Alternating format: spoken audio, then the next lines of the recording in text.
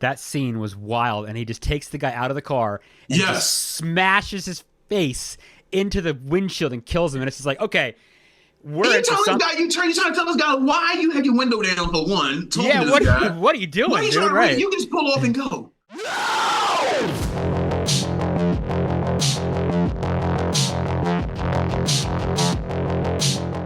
Ladies and gentlemen, boys and girls, you could have been anywhere in the world, but you're here with us, and we appreciate that. Welcome to another episode of the Scary Movie Project, the podcast where we talk about scary movies, and we be sure to buy $1 bottles of hooch at Brooklyn liquor stores. Yes. Show regular Bill Vaughan is joining me today. Bill, hello, how are you? Thank you for coming on today. What's up, people? Today, well, oh boy, today, you know what? I don't even think I have the tagline for this, and I'm not even sure I need it. Basically, it's a movie about, what do we say here? Movie about some unfortunate souls that buy liquor from a store that is 60 plus years old and pretty much have made a terrible fate. That's the best I can give you, because we'll give you a lot more. But this is 1987's street trash, people. Street trash. All right? Yes. You may have never even heard of this movie. This has been on my list for, like, I swear to God, 20 years. I have been waiting to watch a movie for a very, very long time. And so I'm just going to give you 3 quick mentions about it that I read about. A masterpiece of crap. The most disgusting, grimy, depraved film ever. And one guy says he doesn't recommend this to most other humans. She's all 3. Yeah, so you know, I don't really curse on this program very often, but this fucking movie, what the hell is going on here? Dude, all right, so before we get started, because what I don't want to do is give the movie away. I never Oh want my people God. to get a chance to see it. But To Kill a Mockingbird, this is not. This movie has no real plot. No, and then a bunch of subplots. Exactly. And a bunch of subplots that don't come together to support a main plot. So if you're looking for, some award-winning film, nah, you ain't gonna get it. Yeah, I saw this when I was a teenager, and I was entertained. I was intrigued by it because it was literally about nothing. It was just gratuitous as hell. A couple of questionable parts I wouldn't, I don't recommend for people to live through. You can fast forward through. But I've always like, it's a movie I can watch and do something else at the same time and still kind of watch back and forth. Or sometimes I may watch the little hidden gems here and there that you never saw before, But if I'm trying to look for something that's going to engage me in a way of, I'm being moved by it emotionally. No, this is like a very emotionless movie for me. It may get you emotions, but it's not going to be that kind of emotion. This movie is fucking crazy, and I don't know what else. It's considered a horror comedy. There's some comedic parts in it, somewhat like early Adam Sandler silly. Yeah. Times 2. All right. So I mean, there is a film and there's a synopsis here, right? So all right. This film began. Okay, so here's the thing that gets me. Well, we talk about that in a second, I guess. So it's this opening shot of this dolly shot or a Steadicam shot, essentially, up in some random street corner in New York, walking up to some liquor store or some, I don't know what it is. And it basically just follows, this one bum. He's trying to sneak into this like liquor store, right? And he gets caught by the guy, whatever. And the owner of the store, right, liquor store, finds this case under his building, right, of these old Tenafly Viper is the name of it. It's like 60, 70-year-old hooch. He doesn't think twice about it. He's going to sell it. He doesn't care, right? Yeah. And matter of fact, he puts it at the register. If you look at the movie, he puts it right at the register to try to get rid of it quickly. He wants you to buy it quickly. And he sells it for $1. Yes. And the bums come in and they start buying it. And look, essentially what happens is you drink this stuff and you melt, right?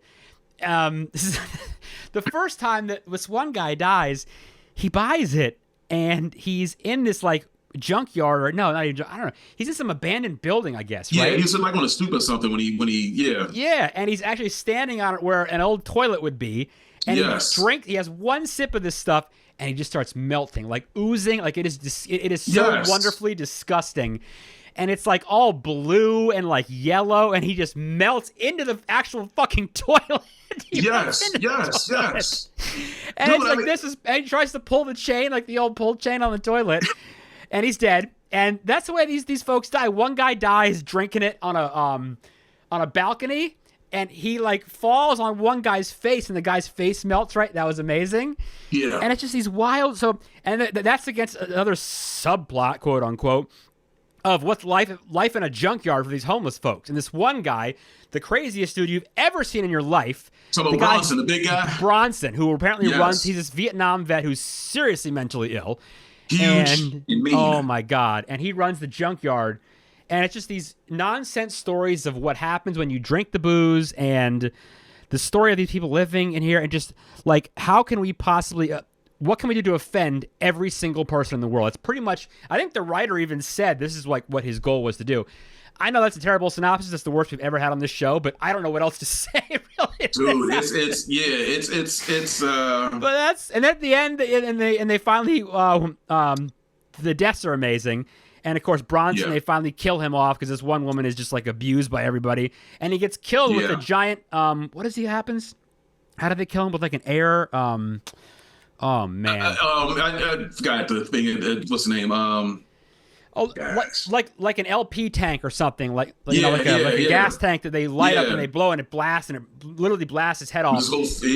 And what sums up the film the best, of course, is the fact that there's his severed head is laying there, and of course, the shot of a woman jumping over him with her skirt open, so of course his severed head can see underneath her skirt, and it's just like this just sums up the movie entirely, right? I mean, the movie's definitely gratuitous in a lot of ways. Like I think the first 5 minutes you see Bush and T. As soon as it opens up. Here's the thing that I do have to say about this, though, right? How did you watch it? I watched it on Tubi. Okay, me too. Well, I originally watched it on either VHS or Betamax tape when I was a teenager. Okay. So here's what stands out to me, though. The movie is beautiful, isn't it, though? Well, here's the thing. Yes, I think the shots. And see, this is where you have to give credit to it. It looks great. It looks fantastic. But you know why? Go ahead. I think you're going to tell me why, right? Yeah.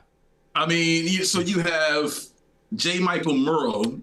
Exactly. Who is, if you're in the movies, you understand that he is a cinematographer, Steadicam operator and things like that. He was James Cameron's go-to Steadicam operator. Yeah, his go-to person. I mean, this he worked dude on films did Aliens, Titanic. Yes. The Abyss, Terminator 2. Yes. I mean, he also did Kevin Costner's Dance with the Wolves. Oh, he did, didn't he? That's right. So he's renowned for his camera operation, and that's right. That first shot right off the bat when it's that Steadicam. Like I was watching and thinking, okay, you know what? This movie might be like nuts, but damn, it looks really good. It's still nicely, the shots were thought out well. It looks great. Yes, it looks great. The shots are really well. They're done well. Yeah. So that is one thing I will say. So, so the other part of it is that, was it Roy Frumkes? I think that's his name. He wrote the screenplay. Yeah, okay. He wrote the screenplay. And he said in an NBR profile, he said, and I'm just reading it word for word, I wrote to democratically offend every group on the planet. As a result, the youth market embraced it as a renegade work, and it played midnight shows. Uh-huh. And so the film was based on a 10-minute student film directed by Michael Murrow and it starred Mike Lackey. So where can we get a copy of that, right? I would love to see the 10-minute film to see how it evolved from the 10 minutes to the hour and a half or whatever the length of the film is. Isn't there like a special edition DVD? I wonder if it's on there. Well, here's the thing. There is a special edition DVD. Exist. Because the woman who played Wendy, the one who worked at the junkyard, who some reason had an infatuation with hobos. Yeah, she sure does. Yeah, so she's in a special edition they did when they remastered on DVD. So I think she does an opening on it, or she does a part on it, whatever about the making of it and stuff. So, I mean, it's. I think just to add to that too, I think they're doing a remake. It was scheduled to do a remake in 2024. They're showing Cannes. Yes. So I did hear that this film won like a bunch of weird awards, like in France or something, right? Mm-hmm. So, if you remake this, is it going to be this insanely offensive film? Because you're not going to work again if you do that. My thought would Yeah. be just stick with like okay, so they call this a melt movie, by the way, too, right? Which I love that term, like the Blob and like the Beyond or melt movies, right? I would love to see a remake of this, of it just like what it does and like how it, kills these people, like all these nasty deaths. That would be a great part. Yeah. I don't need the rest of this nonsense, which we can talk about. I mean, there's a lot of nonsense. I would watch that though. So here's the thing, though. It's like, in tradition of today's movies, there'll have to be some sort of politically socially charged subplot or something that kind of threads its way through the whole story. Because God knows, this movie had a lot of offensive moments. The way they portray certain people, and how they put light on certain things that you shouldn't put light on. And these are small parts of the film, so I don't want that to be the gist of the film. And also keep in mind that the film was filmed in '87. I mean, it was filmed before '87. It was released in '87. Yeah. So it's definitely not everybody's cup of tea, but I think if you were a horror or B movie, connoisseur, is something that you should add to your viewing, so you can just, at least for conversation, know that it exists. Because even right now, the film as is, it holds a 67% rating review on Rotten Tomatoes. Oh, it's incredibly entertaining. I'm not going to sit here and say it's not. I'm not going to lie. Like I've read, like Walter Goodman of New York Times said, it claims no redeeming social value. You don't have to be a Supreme Court nominee to question whether the founders could have foreseen anything like this when they wrote the First Amendment. Oh my God. Yeah, that's intense, man. It's very dark humor, and it's in a splatter film genre. That works too. Melt movie, splatter film. Yeah. It's body horror, obviously, right? Yeah. So now, this is one thing that I found. So you're a native New Yorker, and so Greenpoint, Brooklyn, is where they shot, or where it's. Are you familiar? Are you familiar with the name? I don't know that I've ever been. That's like north of. It's the north part of Brooklyn, kind of like by Long Island City. And it was mainly like a Polish kind of neighborhood, but a lot of warehouses, kind of run down, not a high-end area. So yeah, it's gone through restoration. So I was reading on Corcoran, the real estate website, and then I'm gonna quote them word for word.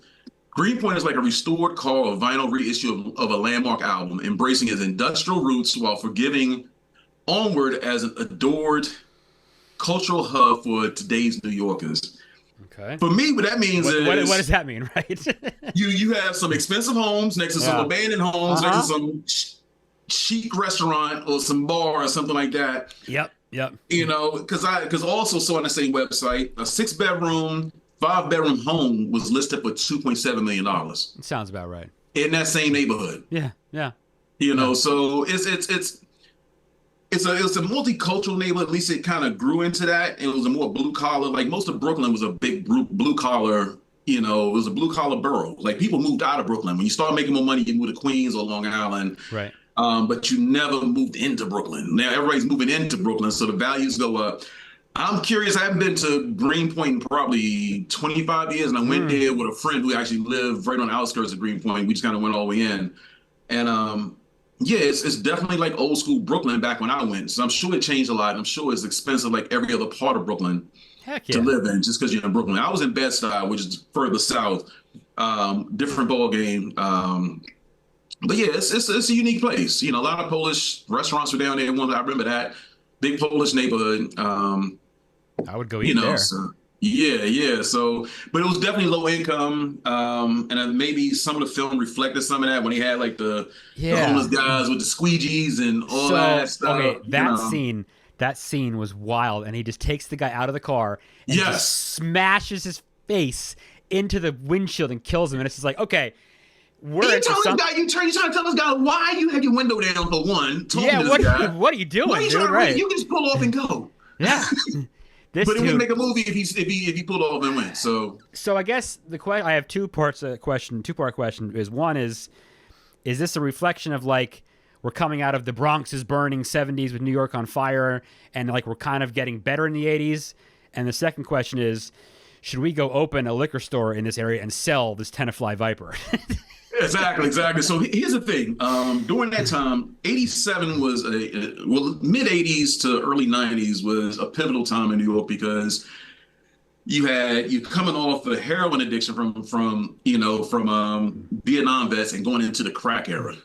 So I think So about a movie like Wall Street at the same time that came out at the same yeah, year, but that was, yeah. high society, Wall Street, Manhattan stuff, right? Yeah, yeah, Yeah. yeah. So I mean, it was a reflection of what Brooklyn was back then. People were just surviving and trying to make a quick buck, and a lot of Vietnam vets who were homeless. That's why there were a lot more homeless men than women there, because you had a lot of soldiers who were, Right. couldn't get a job when they got out of the war. My father was a Vietnam vet, but luckily we didn't go through that same path. So yeah, it was a reflection of the time in a sense where a lot of people, if you didn't do drugs, you did a lot of drinking. Homeless. The homelessness was based around a lot of those things. So yeah, one thing I thought of too, seeing it is like, it's like these liquor stores.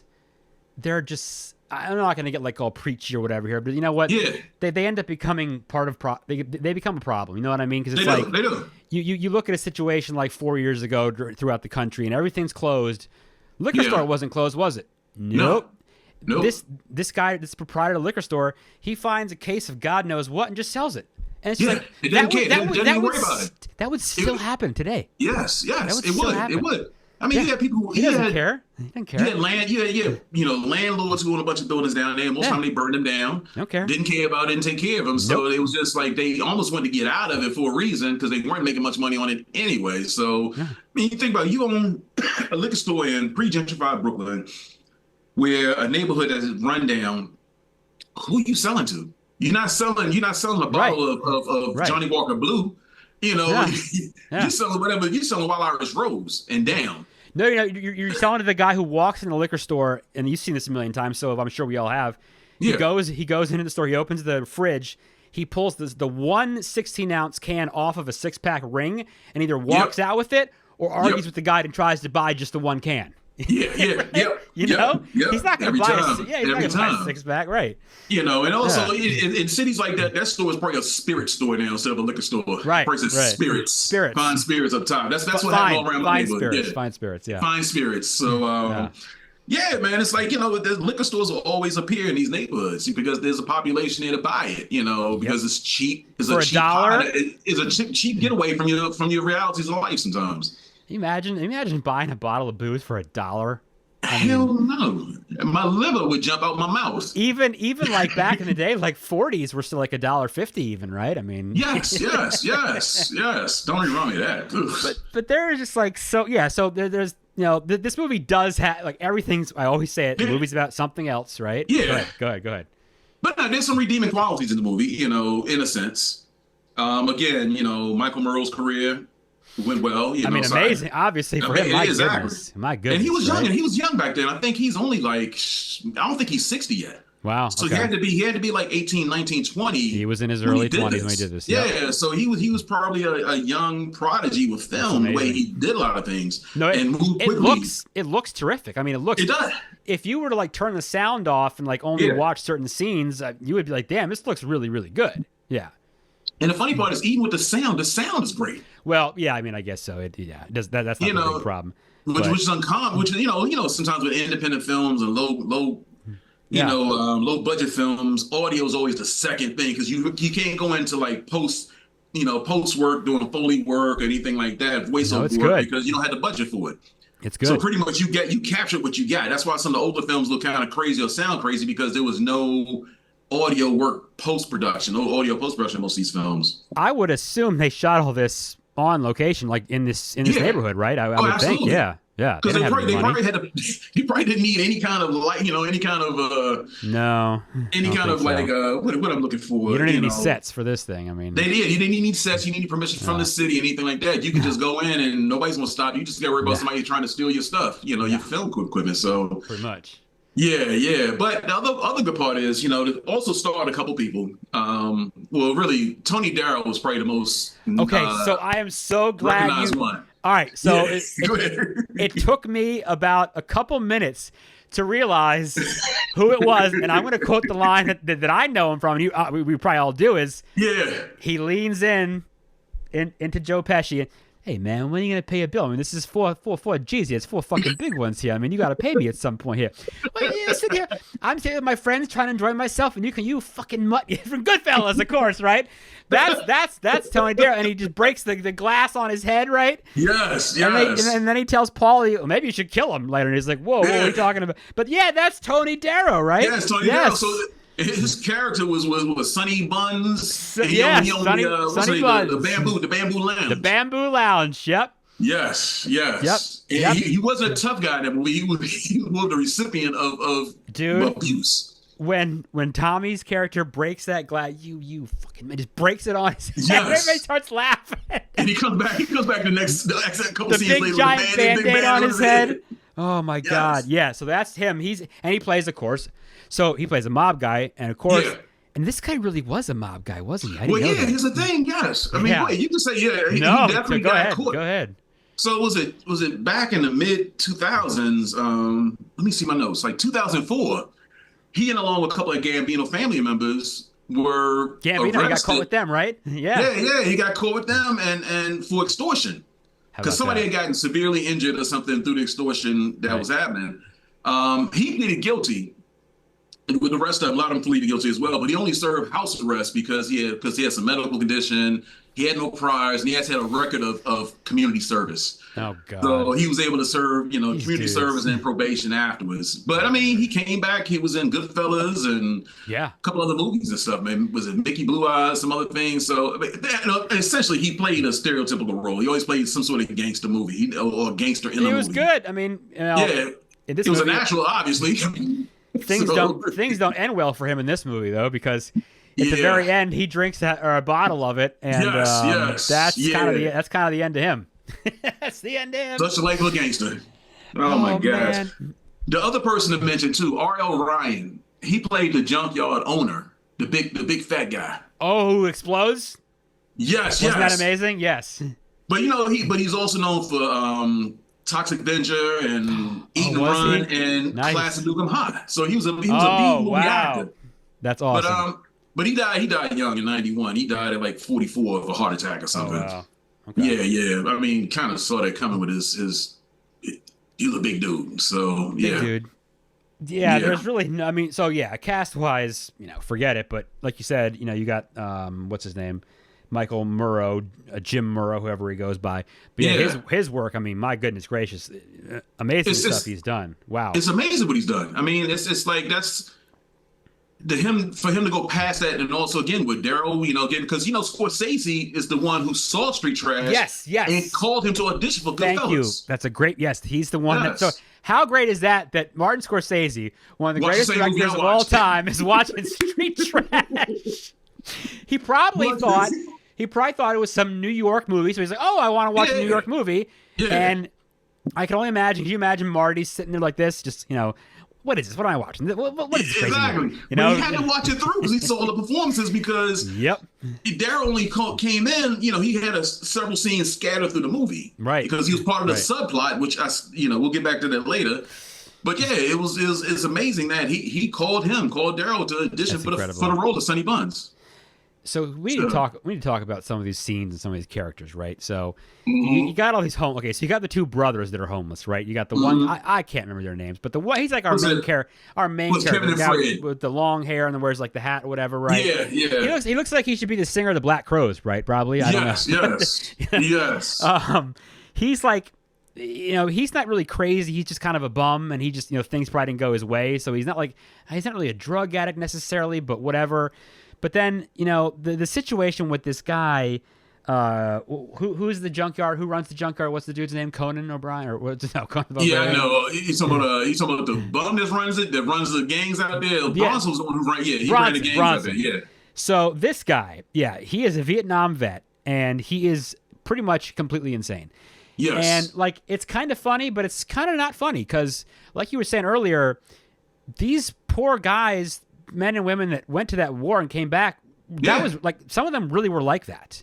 And excuse my language, it was a mind fuck for many of them. Yeah. My father said, one of the first things he saw when he got there was death. He's like, my father was 18 and some change when he got there. And these people were so young when they went there, dude. And that and then to come back, I mean, I can't speak for them and say that there was some guy who really lived like this. I don't know that. I don't know, but this is obviously a little bit extreme. But he is so screwed up. And one thing I'll notice, we talked about how good everything looks. How great were those flashback scenes he had when he went back to Vietnam? Weren't those amazing? Dude, the shots were amazing, dude. And but it was a weird dream because there were vampire Vietnamese coming at him. So strange. I'm like, okay, where did this kind of swing off into? But those shots, looked like the jungle, and they looked like they were incredible. They were absolutely well done. Yes, the lighting, because it was a night shot. It was all night shots. So it was like to get those shots at night. And he has, the things like these people. I mean, he has these horrible nightmares, right? Because he was in the war. Those things are all, he has, alcohol problem. These things all happen to these folks that came. Look, we're not saying this happened to every Vietnam vet. We're not saying that. Yeah. But it happened to a lot of them, and that was sad. Like that's a terrible thing.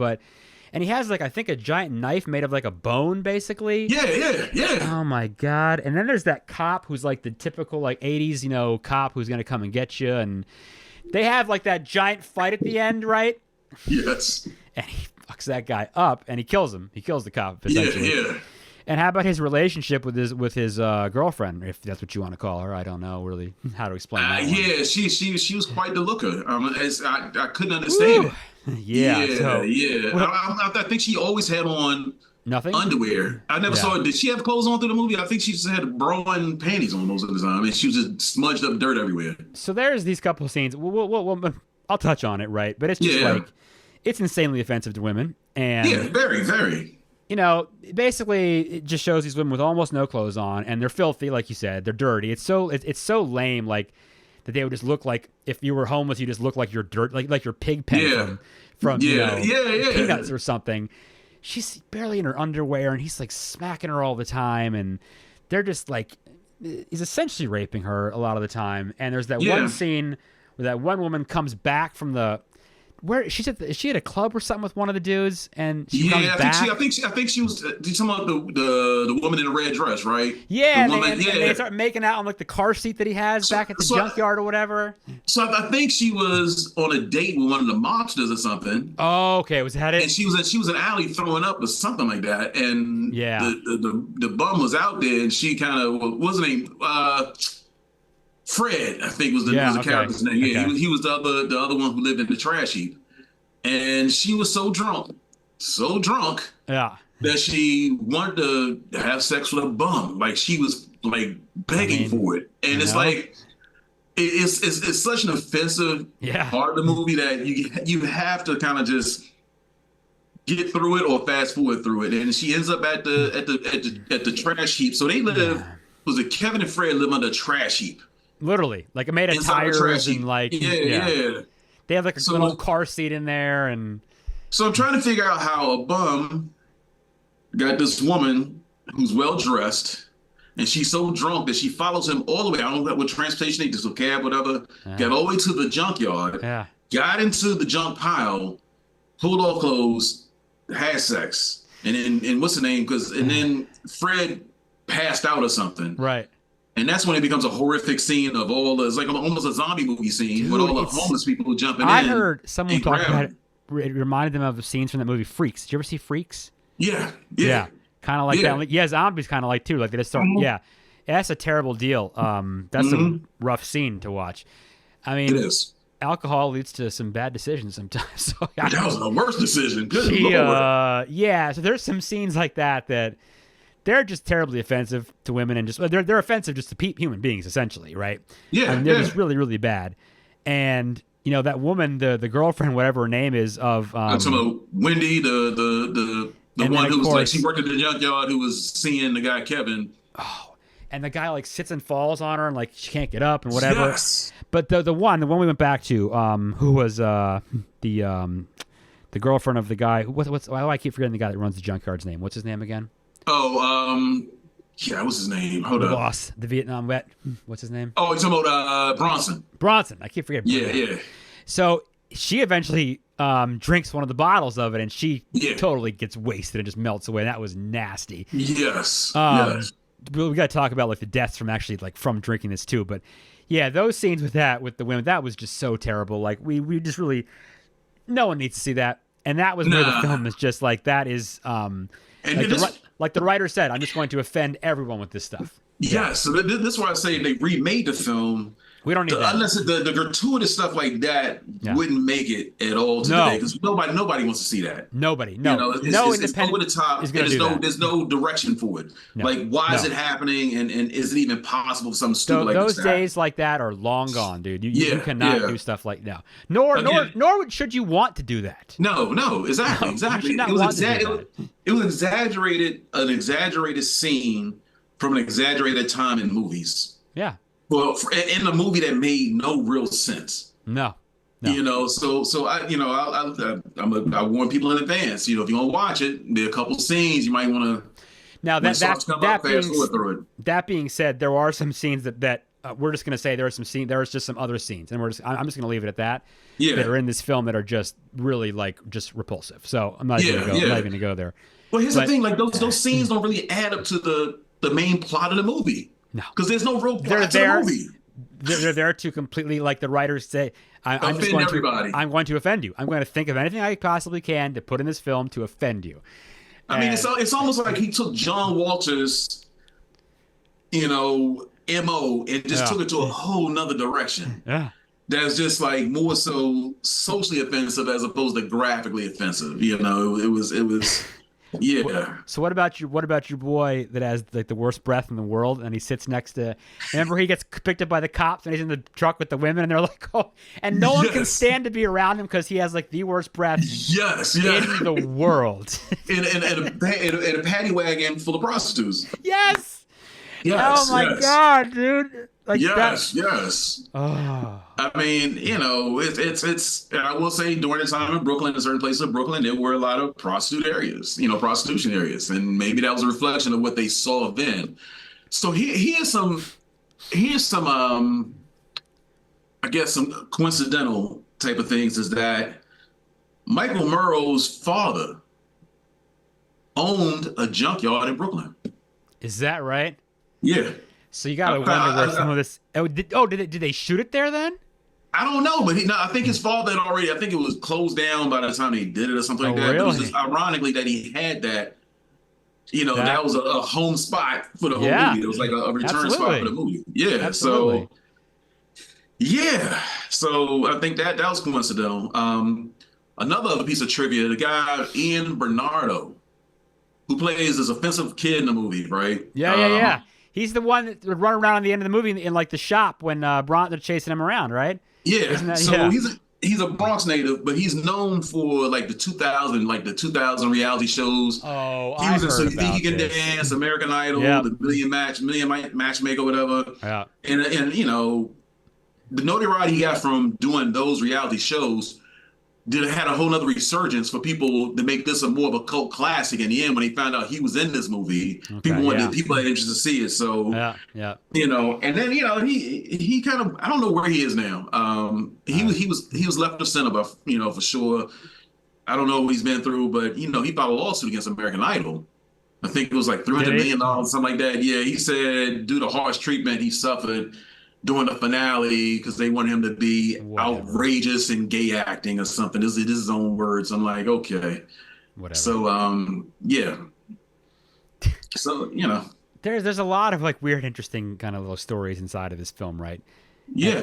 And it's. I mean, so all right. So the deaths, right? We got to talk about these actual. Yeah. So the first one. Let's talk about the deaths and talk about what the techniques they use to create these. And I believe that part to you for sure. So I don't know how much I read about how they actually do them, but okay, we talked about the first one where the guy drinks. He's the first guy to die, and he dies, appropriately on a toilet, I guess, because that kind of fits it.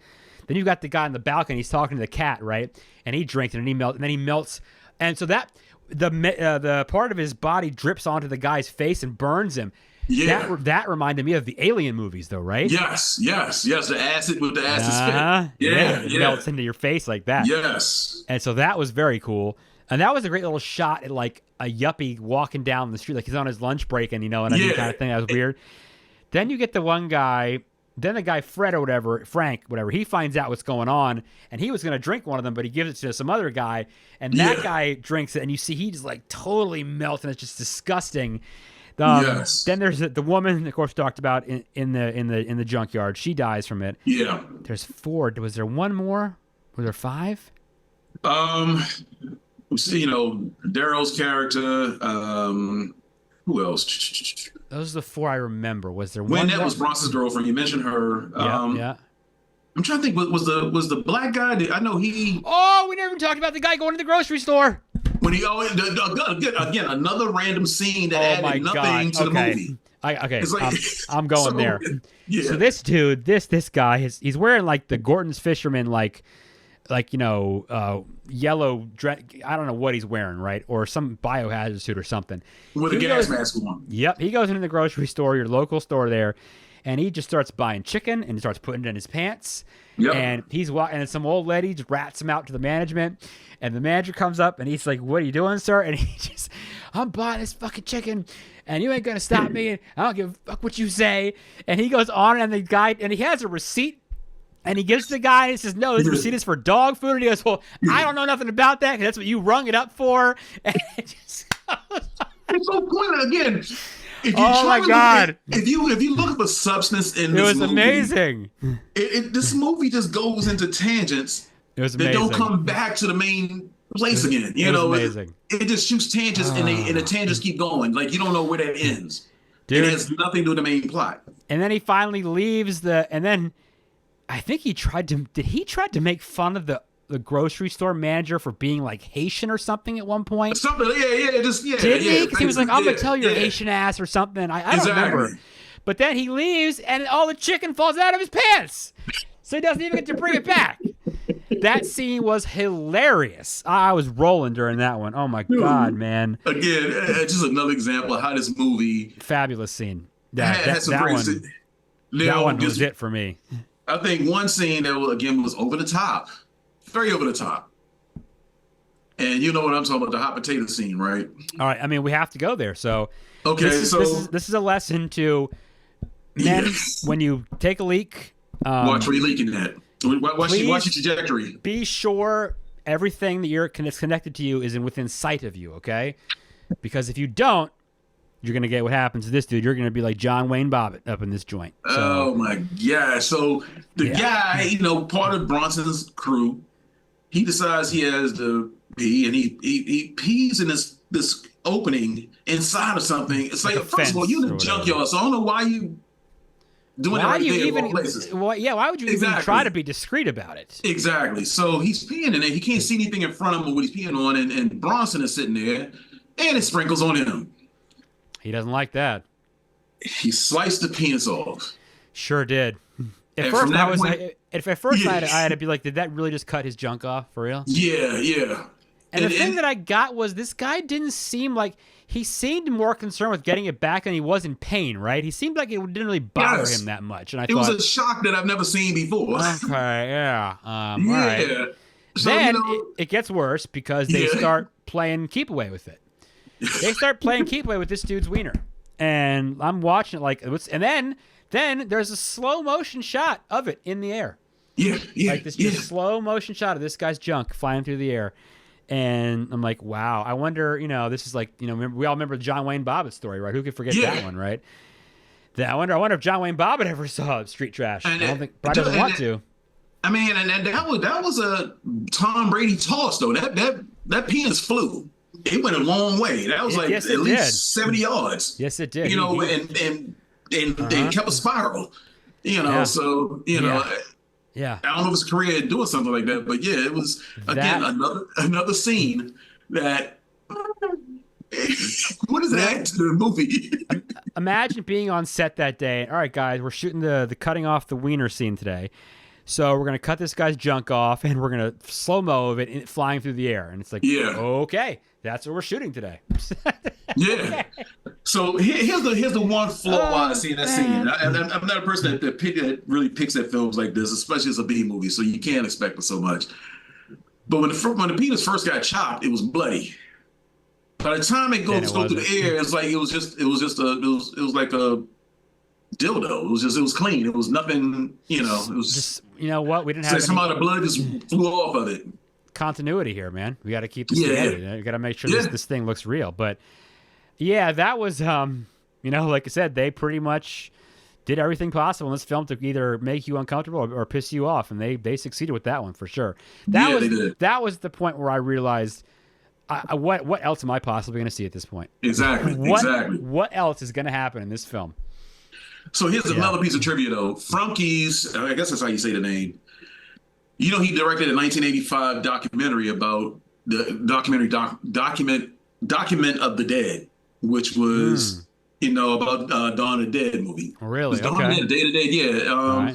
Right. Romero actually, was working with him on that. I'd never seen this. Okay. Yeah. So it was it was about Dawn of the Dead production. It was about the production of Dawn of the Dead documentary. It was a 1985 documentary. I have never seen this. All right, note to self, everyone out there, to watch this. Wow. Yeah. All right. So and Frankie's the one who stated they plan to screen in 2024 the new version of the remake of I'm very curious Street Trash. This remake now. I'm curious to see how, where is the offensive parts? How do you ship these offensive parts into something that's more relevant today? Again, like you said, if that even happens, maybe it is just it's so that's the thing for me, right? When I heard of this film, I really wanted to start watching all these obscure horror films at the time, right? Anyway.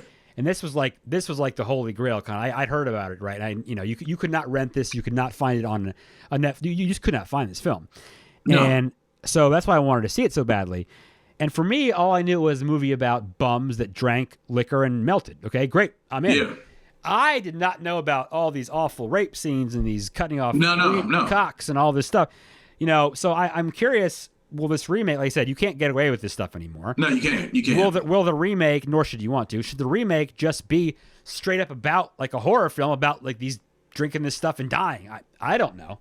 And who will be the victims though at this point? Like, are you still gonna do homeless? Yeah, and it's still a bit of a stereotype. It goes deep to the stereotype of the hobos, as they call them. Or do you care and you just say the hell with this? I'm going to offend people again. I don't give a crap. I don't know, but I mean, it happens. There are many offensive films that are still being released right now. They may not be mass released everywhere, but you probably find them too with everything else. Look at a movie, like that people love, right? So Street Trash is not one of them. Look at a movie like Ace Ventura, though, okay, right? Hilarious. Very offensive, yeah. That movie has not aged well. No, it has not. It's not. It's not, like, okay. You know what I'm saying? Like, even a film that people, thought was hilarious and great, nowadays is not, It doesn't really work that way. No. Now, especially the one when he went to Africa or something, it was like, They're pretty rough. So, that being said, trying to do this nowadays, I would love to see where they go with this one, but this movie. I mean, the stereotypes are there, and it's a situation where you got to readjust now the stereotypes, and now we do a better job of considering the sensitivities of others to make sure groups are not marginalized in these movies. So. I mean, it's happened for years. I mean, if you really talk about Hollywood as a whole, I mean, they marginalize people throughout the many years of Hollywood. So, I mean, this is nothing new. This is probably the least offensive. I mean, maybe, I don't know. My personal opinion, Gone with the Wind. It's more offensive than this was. You know what? That's my opinion. Point. That's a pretty interesting point because that's considered a classic. And that's what I mean with like Ace Ventura, right? Jim Carrey is a hilarious dude, but that scene at the end when they pull this person's pants, that is just people. That's not acceptable to people today. It's just not. This is not okay. I mean, I remember the first time I saw A Birth of a Nation. Yeah, and I happened to see it on. It was either PBS or something, but it was a conversation afterwards. And I was young when I first saw it, and that movie is horribly offensive. Now, I would say that the filming techniques and what we used during that film, very innovative. Storyline, horrible. Yeah. Completely horrible. I know. But again, I mean, so if you put in perspective, Street Trash is, a movie made during this time, and this is what the time was. This is a reflection of what it was. Exactly. Exactly. Brooklyn had stereotypes, so Brooklyn was bad, but movies made it worse. You know, because a lot of people came out of Brooklyn and came out successful and happy and strong and doing well, you know, so. There's some guy named Sean Carter. I don't know if you heard. Yeah, I know exactly. Who came up, man, I'm going to tell you. I don't know. The Red Hook projects. Well, that was like, so I lived in Brooklyn, and ironically, I lived right off the Green Line, which also takes you up to Greenpoint. You go further. So so I'm in Bed-Stuy. Red Hook is not too far from there, and a friend of mine lived down there. Dude, I've never been somewhere that's been so tricky, I'm gonna say, to walk through. So if you have family, friends, or if you date a girl, like one thing you learn in Brooklyn is like you don't date a girl who lives in the projects. Only because, first of all, the projects they have a large open space with all walkways going to the building. It's a long walkway, and it's surrounded by benches. Yeah. And on those benches is a gateway to more people who live there. They don't want you to be there. Yeah. You know, and then when you finally get to the building, if you get to the building, the elevator's not working. And you got to hit the stairs. You go to the stairs, the lights are out. No, sir. You will not catch me ever. So you know what? When I hear that, what I think of again is Candyman. Remember? Yeah. Candyman is in Cabrini Green. Mm-hmm. And that Cabrini Green is a character in that film. Right? Yeah. And it is completely about that. It is about that nosy, for better lack of term, nosy ass white bitch that they call her, that comes up in here trying to mess around with stuff that she doesn't understand. Yeah. That's like the whole that's like the it's plays a huge part in that film, right? It does. So I mean, it's like I said, Brooklyn's gone through changes, some good, some bad. But you know, this film was definitely teetered on the stereotypes during '87, but also 87 was good for everybody. You know, a lot of people lived in hard times during the 80s, you know, so it is what it is. We moved on from this, but this movie, I think what I love about this movie the most is that as a child, every Friday night, you know, my folks would take me to, you know, we would get something to eat, and there was a video store, it was a deli and a video store right next to it. Right. And I got a chance to pick out a couple of movies, you know, for the weekend. And I would beeline to the horror films. And you didn't have like, the only way to go. You didn't have your phone to look at the preview of it or get any ratings on it. All you had was the box. That was the best part, was the poster in the box. Yes. And that's what it was for me. Yeah. And for me, it was like, and sometimes you may uncover a dud, or you may uncover a gem. Like, oh my God, this movie's incredible. You know, so first time I watched. Yeah. If there was a movie with that cover with someone being flushed down a toilet, I am in. Yes. And that's what got me. Is like the whole that front that cover with the person's in the toilet with their Dude, hand. give it to me. Let's go. I'm ready now. Yep. I was so ready for that. I'm renting this. Yep. I'm a B movie, what I call the Betamax, era. Fan. I mean, I miss going to a video store. And I wish we still had them to look through this. Do you like the trauma films, like Lloyd Kaufman stuff? Yeah. It's something like with Chud and all those type not of movies. Chud. So which one was it? Toxic Avenger he did. Toxic Avenger, yeah. And he's done, some interesting stuff. So a lot of people wondered if he made this originally, and they compared it to that. But apparently Lloyd Kaufman, I met him once at a show. He apparently hates this film, I think, from what I heard. Interesting. I mean, it's obviously very offensive, but I can see it being like a trauma type of film. It has that feel to it. It has the elements to it. And it also reminds me, and people have mentioned it too, you ever seen Dead Alive? The film that Peter Jackson did? Yes. Where he has the lawnmower, and he's just cutting up dead people with a lawnmower? Yes. That reminds me of that too. I mean, it's just so gross and wonderful and guts, and it was just, yeah. I mean, yeah, it's definitely it's definitely it was an era, man, with films. I loved it because filmmaking, even though it was expensive, you still had an undercurrent of independent filmmakers who were still making films, real pirated version, real guerrilla style. Yeah. Not getting permits to set up in certain places, do the scenes. And thing is, back then you had so many dystopian areas you could do these films in, because some areas were abandoned, and it wasn't for the sake of the people who lived there. It's just the landlords wouldn't repair the buildings, So people moved out of them. So you had a bunch of empty buildings that landlords try to burn down at a certain point. So now that's why I remember one time I was coming from the North Bronx on a train to go back to Brooklyn. And as I'm traveling through the North Bronx, going through the South Bronx, and you look out there and the buildings, and not to tell my age, but yeah, this was during the 80s. Terrible, right? It's terrible. It looked like your worst horror film. Every now and then you see, yes, you'll see like burning. You'll see a couple burning trash cans. You'll see every now and then in a building with maybe 100 windows, you'll see 1 or 2 windows lit inside of there. Yep.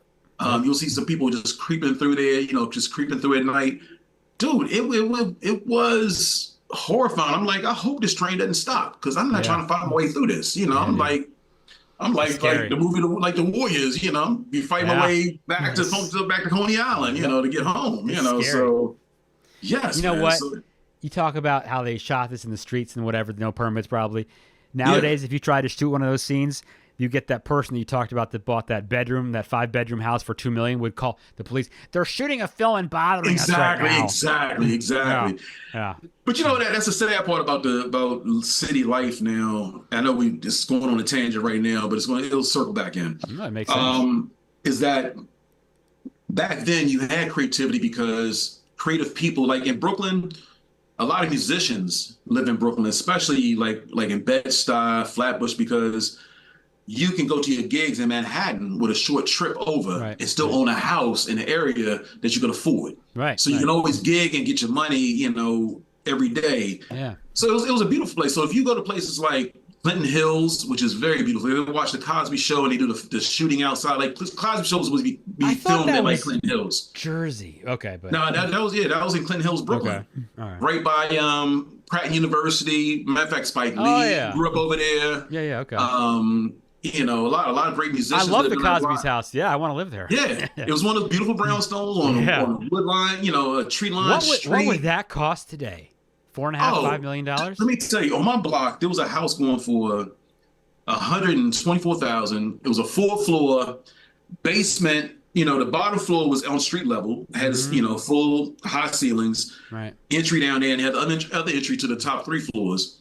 Like $140,000, something crazy. Now, dude, you paying no less than $3 million for anything near that block. But back then, you still had small coffee shops. Yeah. So you had small business owners. You still had your deli owned by the same family that owned it for years. You had, the bodegas owned the pizza. I lived on top of a pizza shop. So every morning they used to make bread for the restaurants in the neighborhood. So I would smell that every morning. My sister used to live in New York City, and she lived above, like, near a Subway too. Yeah. And one of the restaurants, and you would smell that from her apartment. Yeah. Dude. Yeah. It was so cool being there because I would go to work and. She lived near Madison Square Garden, I guess. Yeah. Okay, yeah. I know exactly where that, of course, where that neighborhood. But I would walk past there in the morning. I would be able to get a turkey hoagie for $1.55 with like provolone cheese. Not anymore. Over vinegar, mayonnaise, peppers, lettuce, tomato, right, for $1.55. And they had the window on the side. So you had the main door to go in to the main pizzeria, but you had the window on the side. You can get your sandwiches and Italian ices and slices. I would do both. But I had to go in the store. Dude, there was a laundromat right next door too with some older ladies. Sometimes when I would go to work, they were like, baby, I'll wash your clothes for you. And I'd drop my clothes off. And by the time I come back home from work, my clothes be done. And I'm walking back home. And I was like, can I get y'all anything? So I used to bring them gifts and stuff because they wouldn't ask for any money or anything. Nah, baby, we just here all day, just taking care of the neighborhood. So it's a different, I guess I'm circling back to say Brooklyn back then wasn't all bad. Yeah. You had certain areas that were horrible. That film shouldn't be a representation of No, exactly. Yeah. Just, I don't think they mentioned Brooklyn. Did they mention Brooklyn in the movie at all? I don't know they even say where they are. I don't think they actually do. Yeah. I don't think they did because that was just supposed to be a city, I think everybody assumed it may have been New York. They probably didn't want to, you're making a movie that offensive. Don't bother. You might as well go all out and say the neighborhood, I guess, but they probably would figure we're not going to do that. But you know what? But yeah, that movie, look, it is terribly offensive. It does its job. It has horror elements. The whole thing obviously was more than I thought it was going to be. It's gross. It looks beautiful, like we said, though. Yeah. But it's going to offend you somehow, some way. Yeah. Now, I say go watch it. All right, I liked it. I thought it was. I liked it. I thought it was hilarious. I thought it was gross. I thought it was offensive. I went through every emotion in it, right? But I say it was worth the 15 years, whatever it was that I waited to watch it, for sure. I waited a long time to watch it. I'm glad. I will watch it again. I might go buy the special edition DVD. This thing is like a cult classic because this movie, you might want to buy it because eventually this movie will disappear. It will go away. And you probably want to have, if you want this, you're going to need to own some physical media. As my friend KB Loves Movies, who on this show, everybody here knows, loves physical media. We'll need to check in with him and see if he owns this film or if he's seen this film. But that's for sure. So I mean, I don't know. You know what? This movie is just crazy, right? It's bananas, and I would love to see a remake. But I would love to see it too, and I would love to see some of the original people come back and make the remake happen. Because another person like Brian J. Singer I think he was the grip operator doing this movie as well. That's wild, right? Now so you think about he did X-Men. Yes. He got the 2007 award for best direction. He did the sequel X2, Superman Returns. Look, these guys didn't produce X-Men First Class. I mean, this dude these people have started somewhere. If you go through all X-Men films, you'll see his name. And he also directed Bohemian Rhapsody. Queen. Great movie. Yeah, these guys, they didn't go on to do mediocre stuff. They went on to do amazing stuff. They want to do big things. So that's the thing about it, man. It's like, you got to kind of see it for what it's worth and how things can spring out of these terrible films that intrigue you, but it's amazing, man. I would love to see all of them come together and redo something. It may be impossible because everybody goes after, how many is 87? That's what, 40? It's like 35 years old now. Yes, yeah. It's almost, It's so it's unlikely with them being so successful in their own direction, especially, all three of them being successful in their own direction. I don't think that may be a possibility moving forward. I don't know. Well, anyway. 1987 Street Trash. There you go, folks. So folks, check it out. Watch at your own risk. I'll tell you that right now. Yes, I would say if you don't have a subscription or to Tubi or have access to Tubi, get Tubi. Watch it. Tubi has become my new B movie go-to. They've got it all, man. They've got it all. And then once you see that movie, it'll give you some other movies you can go into. In terms of recommendations and things. Just try it out. Gotcha. You can fast forward. So I think what we should then do, so FYI for everyone that's listening now, this is our last episode for until the summer vacation, right? We're going to go on break. We'll be back at Labor Day for you all.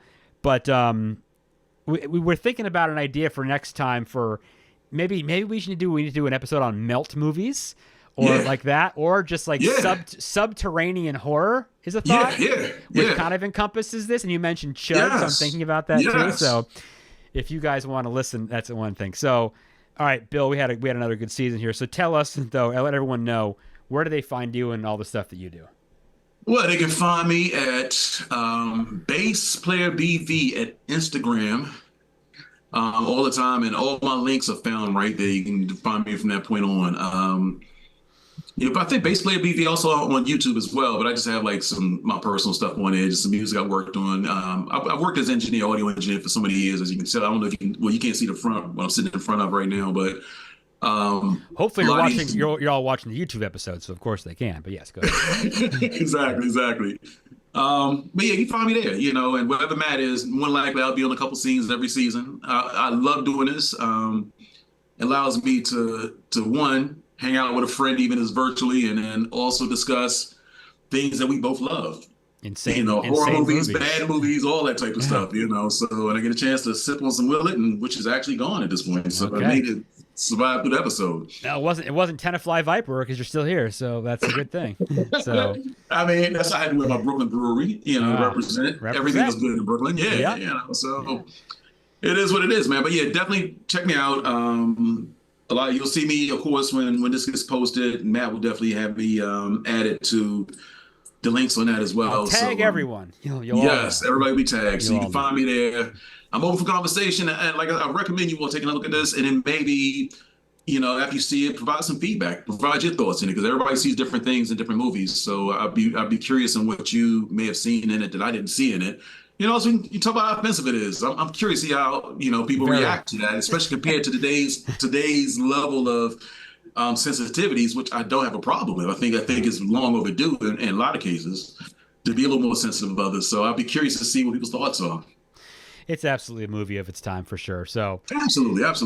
You guys know where to find us, of course. It's the scarymovieproject@gmail.com. If you want to email us, if you want to tell us what other crazy B movies we need to watch. Should we do subterranean horror? We should, of course. And we're on Instagram at the Scary Movie Project and at Facebook. We mentioned last show for this time frame until Labor Day, but don't forget, folks, this is 25 years since the release of the Blair Witch Project this summer. So we will have some content for you to keep. No new episodes, but we'll have some content. We got something cool to share for you this summer coming out. We have something unique for you folks. So I know, Bill, you're a Blair Witch fan who isn't, obviously. Huge fan. Yeah. So it's exciting. I can't believe it's been 25 years. It's crazy. Dude, I'm getting old. Yeah, me too. I know. You see through the salt and pepper. So I was sitting in that theater that night. I can't believe it. So anyway, that's going to be fun too. So if you celebrate that, please, and please, listening, celebrate the cast and crew of the original movie. You guys know what I'm talking about. Please respect them for everything that they did. Anyway, thank you all again. We'll see you guys Labor Day, and we'll talk Blair Witch this summer. And whatever you do, if you visit New York this summer, please don't buy any Tenafly Viper for $1. Just don't do it. The Scary Movie Project podcast. Learn more at thescarymovieproject.com.